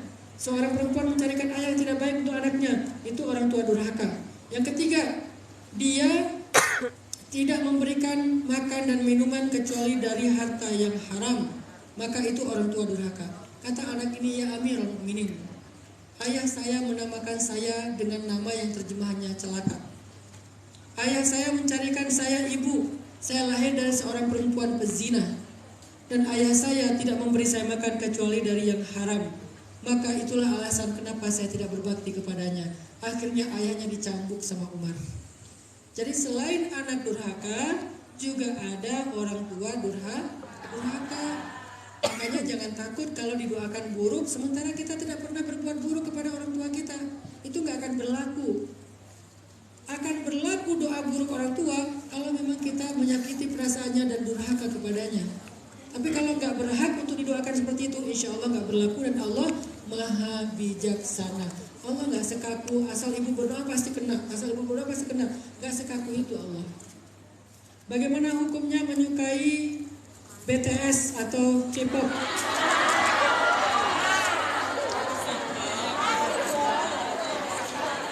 Boleh dengan syarat tidak lebih daripada kita mengidolakan Rasulullah, para sahabat, orang solih. Kalau lebih dari itu masalah. Ustadz share doa agar cepat dapat jodoh. Karena saya sudah kepala 3, belum menikah. Apa doa untuk cepat dapat jodoh? Saya pun dulu gak baca doa itu. Ya Wadud, Allahumma inni as'aluka bi'anni ashhadu annaka antallah la ilaha illa anta al-wadud urzuqnil mawaddah. Ini belum berdoa ini. Cuma ngasih contoh ini. Ini cuma ngasih. Kenapa yang udah menikah aminnya keras banget? Kata Nabi, siapa yang berdoa kepada Allah dengan bersaksi tiada Tuhan yang patut disembah selain Allah, lalu memanggil Allah dengan nama Asmaul Husna, maka Allah akan mengabulkan doanya. Sehingga doanya adalah Allahumma inni as'aluka. Kalau nggak hafal, coba rekam. Tunggu. Coba direkam ya. Mas ya. Diserahkan oleh pahala. Oke, dia ya. Allah, ini Belum. Allahumma inni as'aluka bi anni ashhadu annaka antallah la ilaha illa anta al-wadud urzuqnil mawaddah.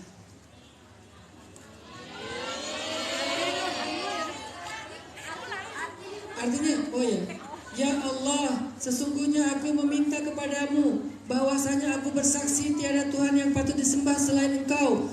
Engkau adalah Al-Wadud yang maha cinta, maka berikanlah aku cinta. Al-Wadud Asmaul Husna, dan itu dari kata mawaddah. Cukup sekali ya. Nanti pas lagi Valentine saya ulangi. Saya kira cukup ya. Yang udah ya? Iya, cukup. Cukup Ustaz. Satu lagi nih, yang warna pink.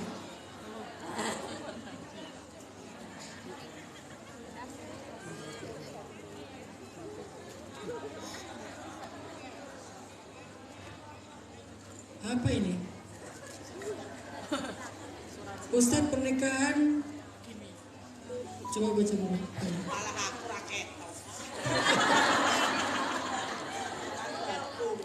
Pernikahan dadung. Apa ini?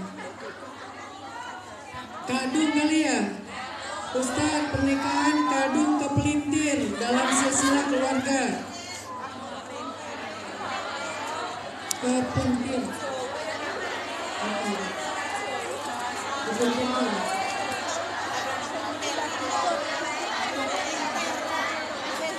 Kepelintir kan? Dalam silsilah keluarga.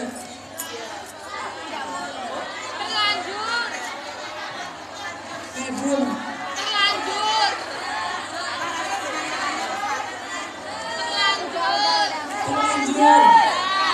Kepelintir. Dalam silsilah keluarga artinya apa? sepupu? Kali telu, betul. Gak apa-apa. Sepupu itu kan bisa dinikahi.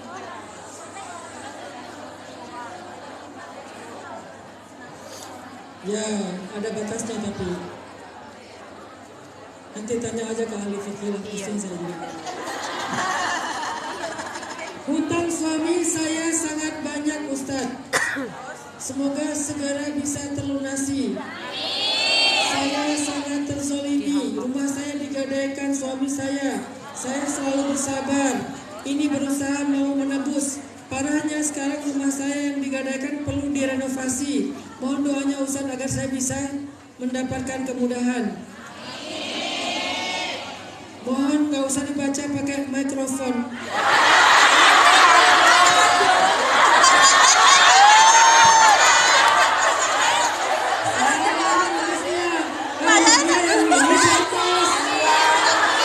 Udah selesai dibaca.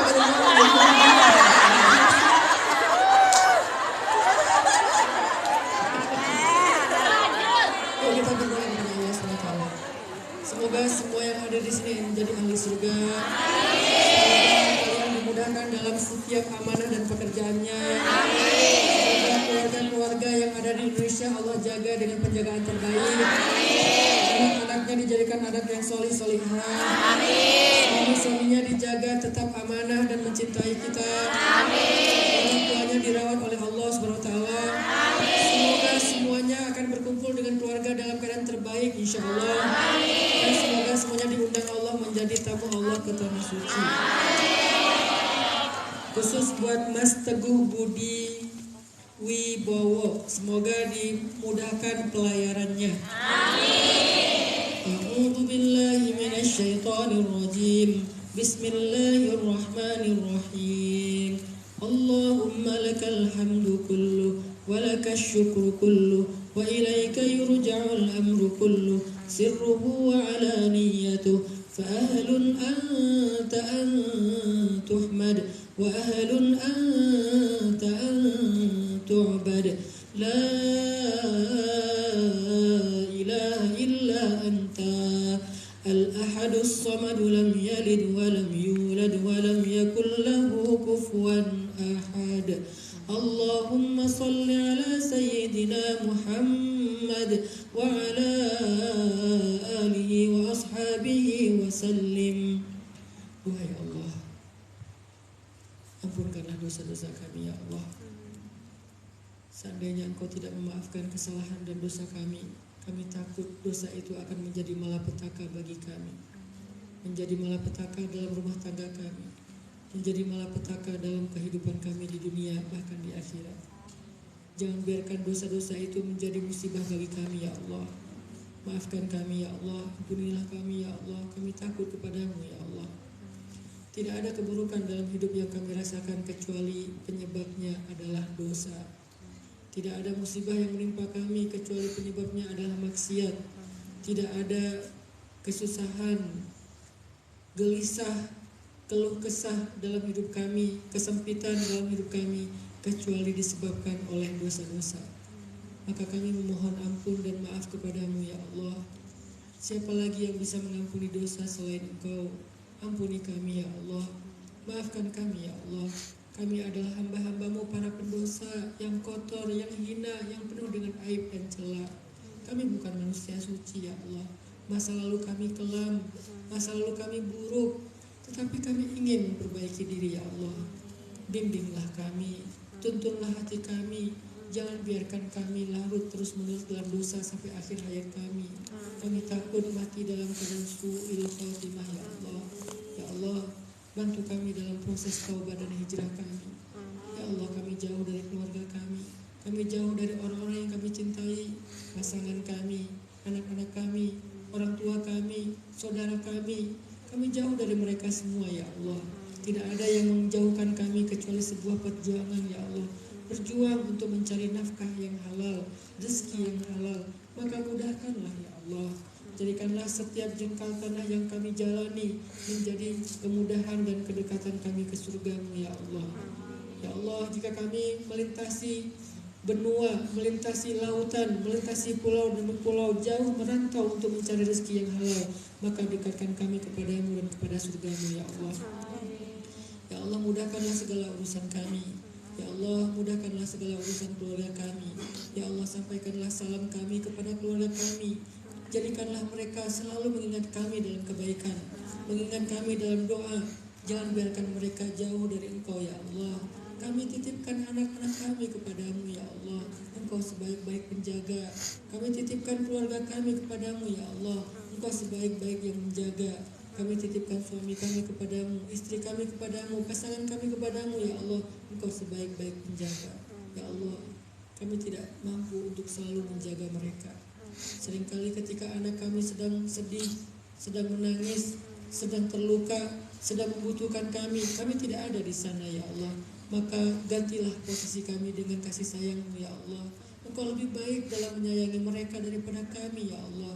Mungkin kami bisa mengusap kepala mereka ketika kami dekat, tapi saat ini kami hanya bisa menelpon mereka ya Allah. Kami hanya bisa mengirim pesan kepada mereka ya Allah. Kadang-kadang tidak cocok waktunya sehingga kami tidak berhasil menghubungi mereka ya Allah. Tetapi Engkau selalu ada untuk mereka. Engkau membersamai mereka dimanapun mereka berada. Sayangilah mereka ya Allah dengan sayang yang lebih baik dan lebih besar daripada sayang kami. Kami titipkan keluarga kami kepadamu ya Allah.